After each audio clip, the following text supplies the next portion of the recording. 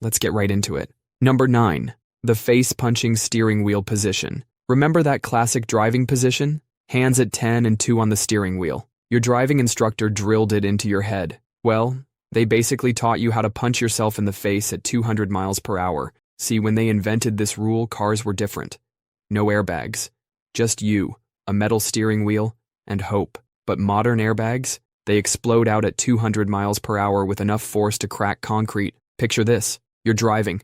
Hands perfectly at 10 and 2 like a good student. Crash. That airbag detonates. Your own arms become face-seeking missiles. We're talking broken wrists, shattered noses, and teeth scattered across the dashboard like bloody confetti. The worst part? Schools are still teaching this to new drivers, like they're stuck in 1985 while we're living in the age of smartphones and electric cars. The safe position? It's actually 9 and 3, or even 8 and 4. These positions keep your arms clear of the airbag's kill zone. Car companies literally redesigned steering wheels with grips at 9 and 3. They're desperately trying to save us from our outdated education. So next time you drive, check your hand position. If they're at 10 and 2, you're one fender bender away from knocking yourself out with your own fists. Number 8.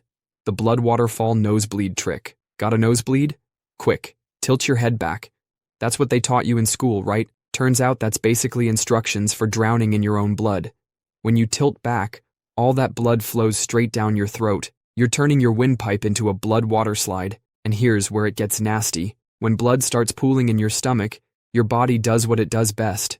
It pukes. Picture this nightmare. You're having a nosebleed, head tilted back like they taught you. Suddenly you're gagging on warm, metallic blood. Then comes the violent vomiting. Now you've got blood coming out both ends. You've turned a simple nosebleed into a horror movie scene. Schools are still teaching this Victorian-era nonsense. They're literally instructing kids on how to choke on their own blood while making a mess that looks like a crime scene. The correct way? Sit up straight and lean slightly forward. Pinch the soft part of your nose for 10 minutes. Let the blood drip out, not down. It's that simple. But no, let's keep teaching kids to swallow blood until they puke. What could go wrong? Number 7. The baby-breaking Heimlich. Picture this horror scene. A baby starts choking at a restaurant. Everyone's panicking. You rush over with your school-taught Heimlich maneuver knowledge, ready to be the hero. You perform those aggressive thrusts you learned in health class. Congratulations. You just turned a choking baby into a baby with internal bleeding. Schools teach this one-size-fits-all choking rescue like bodies are all built the same.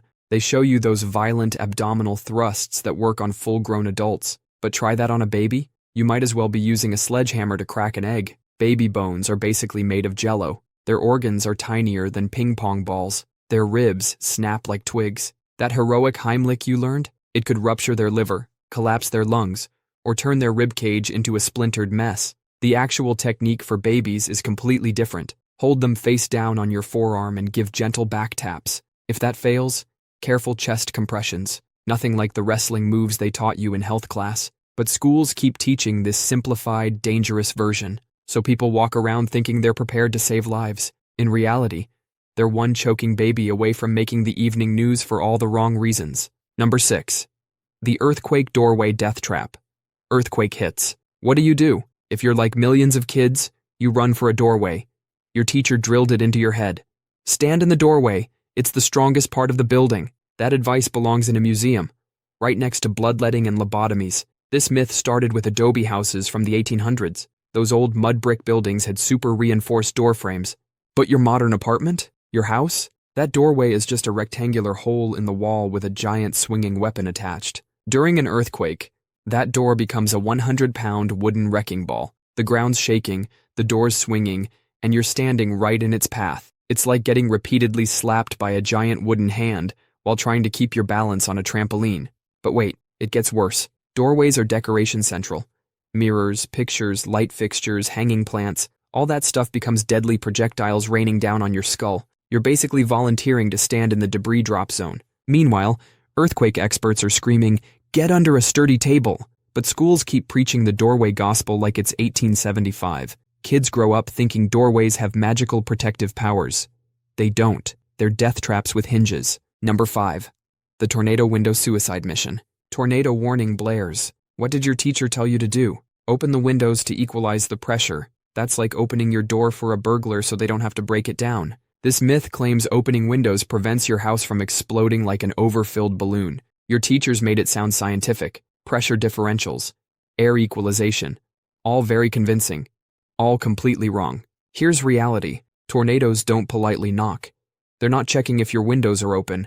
They rip houses apart like wet tissue paper. Opening windows actually helps the tornado destroy your home faster. You're literally giving the wind a grip to peel your roof off like opening a can of sardines. But here's the part that kills people. While you're running around playing window operator, adjusting your home's ventilation system, a freight train made of wind and debris is bearing down on you. Those precious seconds you waste could be your ticket to the basement. Instead, you're upstairs preparing your house for easier destruction. Schools taught this deadly nonsense for decades. Generations of kids grew up thinking they could negotiate with nature's blender. The real move? Get to the lowest level of your house and stay away from all windows. But sure, let's keep teaching kids to roll out the red carpet for tornadoes. Number 4. Duck and cover. The ultimate lie. Picture little Timmy in 1955. He's watching Bert the Turtle teach him to hide under his desk from nuclear bombs. Duck and cover, the cartoon turtle says cheerfully. That's like using a napkin as body armor against a machine gun. The government knew this was complete fantasy. A nuclear blast creates temperatures hotter than the surface of the sun. Literally, your wooden desk would vaporize before your brain even registered the flash. The heat would turn you to ash while you're still processing what's happening. The blast wave travels faster than sound.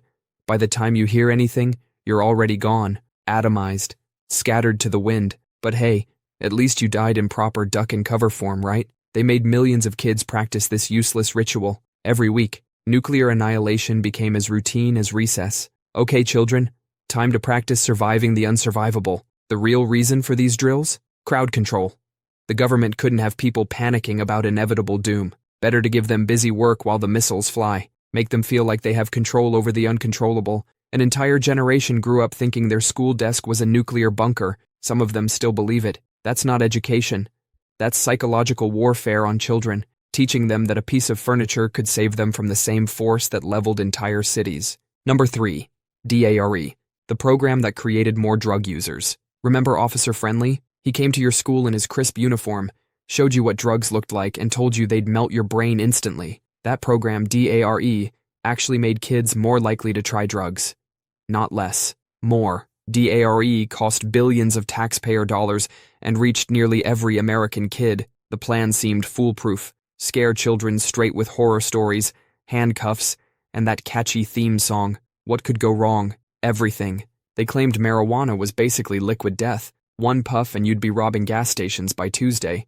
But then kids saw their older siblings smoke pot and not die instantly. They didn't turn into zombies. They just got hungry and watched cartoons. When kids realized they'd been lied to about weed, the whole program lost credibility. If they lied about marijuana, what else were they lying about? Maybe heroin wasn't that bad either. It's like telling kids that stealing a cookie leads directly to bank robbery. Once they steal a cookie and remain crime-free, your credibility is shot. Studies showed D.A.R.E graduates were actually more curious about drugs than kids who never took the program. Think about that. The anti-drug program was basically a drug education course. Here's what cocaine looks like. Here's how people use it. Here's what it does to your body. The government kept funding this failure for decades. They literally paid billions to increase drug experimentation among children. That's not a program.